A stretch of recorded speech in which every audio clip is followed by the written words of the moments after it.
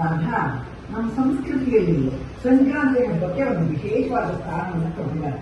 ರೈತ ತನಗೆ ಇಷ್ಟವಾದಂತಹ ಬೀಜಗಳನ್ನ ನೆಲದಲ್ಲಿ ಬಿತ್ತಿ ಅದರ ಫಲವನ್ನು ಪಡೆದು ಆ ಧಾನ್ಯಗಳನ್ನೆಲ್ಲ ಮನೆಗೆ ತಗೊಂಡು ಬಂದು ಗುಡ್ಡೆ ಹಾಕಿ ಬಂದು ಬಳಗ ಎಲ್ಲರನ್ನು ಕರೆದು ಅದಕ್ಕೆ ದೈವತಾ ಸ್ವರೂಪಿ ಅಂದ್ಕೊಂಡು ಪೂಜೆ ಮಾಡಿ ಅದನ್ನ ಇಷ್ಟ ಬಂದವರಿಗೆ ಎಲ್ಲರಿಗೂ ಸ್ವಲ್ಪ ಸ್ವಲ್ಪ ಹಂಚಿ ಹಬ್ಬ ಅಂತ ಎಷ್ಟು ಆತ್ಮ ಸಂತೋಷ ಪಡ್ತಾನೆ ಅಂದ್ರೆ ಅದನ್ನ ಹೇಳಕ್ತಿರ್ದು. ಅಂಥ ಒಂದು ವಿಶೇಷವಾದಂತಹ ಹಬ್ಬ ನಮ್ಮ ಈ ಸಂಕ್ರಾಂತಿ ಹಬ್ಬ. ಇದಕ್ಕೆ ತೆನೆ ಹಬ್ಬ ಅಂತಾರೆ, ಸುಗ್ಗಿ ಹಬ್ಬ ಅಂತಾರೆ. ಹಬ್ಬ ಸಡಗರವೋ ಸಡಗರ.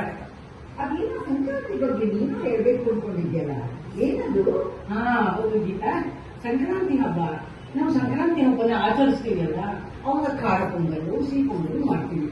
ಅದ್ರ ಜೊತೆಗೆ ಎಳ್ಳು, ಬೆಲ್ಲ, ಕಬ್ಬು, ಅದ್ರ ಜೊತೆಗೆ ಕಡಲೆಕಾಯಿ ಬೀಜನು, ಪುಟಾಣಿ, ಇವನ್ನ 5 ಅಂಶಗಳನ್ನ ಹಾಕಿ ನಾವು ದೇವ್ರಿಗೆ ನೈವೇದ್ಯ ಇಟ್ಟು ಎಳ್ಳನ್ನೆಲ್ಲ ಹಂಚುತ್ತೀವಿ.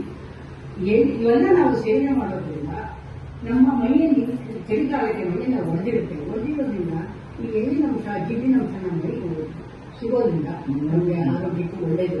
ಅದೇ ರೀತಿ ಬೆಲ್ಲ ತಗೊಳ್ಳೋದ್ರಿಂದ, ಬೆಲ್ಲ ನಾವು ಸೇವನೆ ಮಾಡೋದ್ರಿಂದ ಕ್ಯಾಲ್ಸಿಯಂ ನಮಗೆ ಮಾತ್ರೆ ತಗೊಳ್ತೀವಿ, ಇಲ್ಲಿ ಮಾತ್ರೆ ತಗೊಳ್ತೀವಿ. ಆದರೆ ನಮ್ಮ ಮನೆಯಲ್ಲಿ ಬೆಲ್ಲ ಇರೋದ್ರಿಂದ ಅದನ್ನ ಸೇವನೆ ಮಾಡೋದ್ರಿಂದ ನಮ್ಮ ಆರೋಗ್ಯಕ್ಕೆ ತುಂಬಾ ಒಳ್ಳೆಯದು.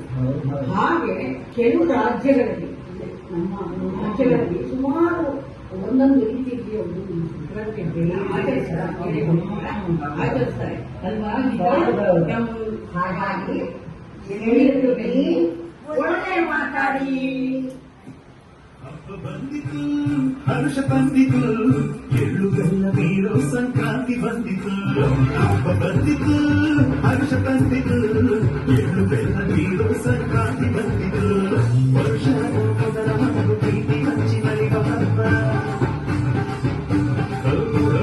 ವರ್ಷದ ಮೊದಲ ಹಬ್ಬ ಪ್ರೀತಿ ಹಂಚಿ ನಲಿವ ಹಬ್ಬ. ಮಕರ ಸೂರ್ಯನ ಬೇಡಿ ಬಂದ ಕಾಣಿರೋ, ಮಕರ ಸೂರ್ಯನ ಬೇಡಿ ಬಂದ ಕಾಣಿರೋ. ಹಬ್ಬ ಬಂದಿತು,